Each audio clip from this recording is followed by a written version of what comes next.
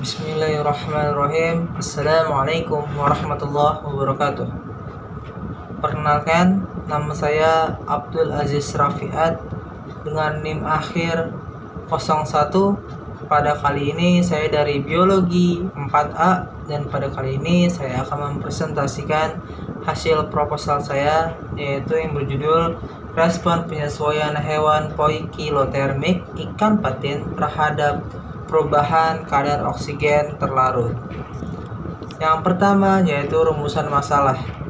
Ikan mempunyai kemampuan untuk mengenali dan memilih rangnya suhu tertentu yang memberikan kesempatan untuk melakukan aktivitas dengan secara maksimum. Dan juga selama hidupnya, suhu tubuh organisme perairan sangat tergantung pada suhu air tempat hidupnya. Oleh karena itu, adanya perubahan suhu air akan mengakibatkan akibat yang paling fatal, yaitu kematian. Semakin tinggi suhu air, semakin tinggi pula kesetresan ikan tersebut. Jadi semakin tinggi suhu air itu meningkat, tingkat kesetresan ikan tersebut akan meningkat. Yaitu ikan bisa meminimalisir ketika suhu naik, yaitu sekitar 5 Celcius. Tapi ketika lebih dari atas itu 5 Celcius saja itu sudah membuat ikan stres, apalagi lebih dari 5 Celcius itu bisa membuat ikan kolap. Dan selanjutnya yaitu tujuan mengetahui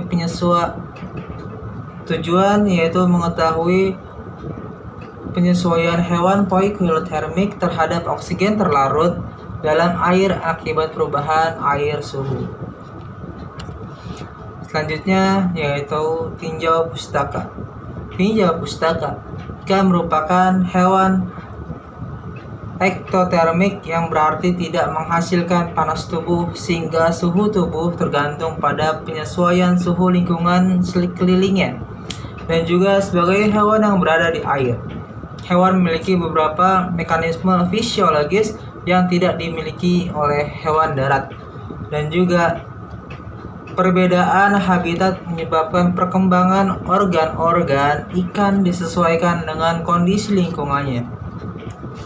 Dan juga kecepatan difusi oksigen dari udara tergantung dari beberapa faktor, seperti kekeruhan air, suhu, salinitas, pergerakan massa air dan udara seperti arus, gelombang, dan pasang surut.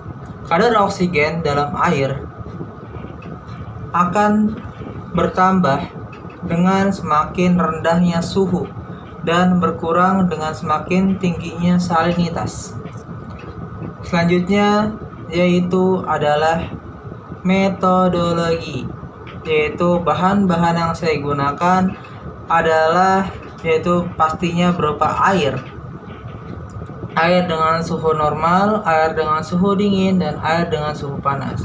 Beserta hewan cobanya, yaitu saya menggunakan ikan patin.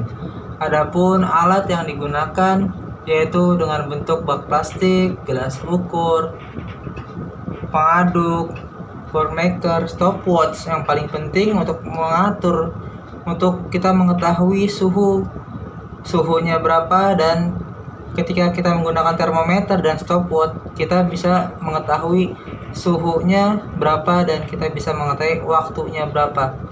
Dan juga selanjutnya itu timbangan, kompor, dan panci.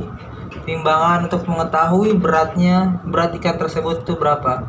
Yaitu penelitian ini dilakukan dengan cara ikan tersebut dimasukkan ke dalam gelas, dan gelas itu memiliki tinggi air dibatasi. Jadi sebelum gelas itu dimasukkan ikan, jadi gelas itu dicoret dengan spidol dan dimasukkan ikannya dan dimasukkan air. Jadi ikan dan air, dan batas air itu tidak lebih dan tidak kurang dari batas spidol yang sudah dibataskan. Dan juga pertama dengan suhu normal, dan selanjutnya kita menggunakan dengan suhu dingin. Bagaimana caranya? Yaitu dengan mengurangkan air yang ada di gelas tersebut menggunakan tangan kita untuk membuang air tersebut dan kita tambahkan separuh dari isi air tersebut.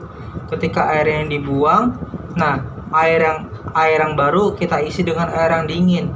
Otomatis kenaikan suhu itu ketika suhu menurun, ketika suhu dingin, otomatis ikan itu akan bereaksi.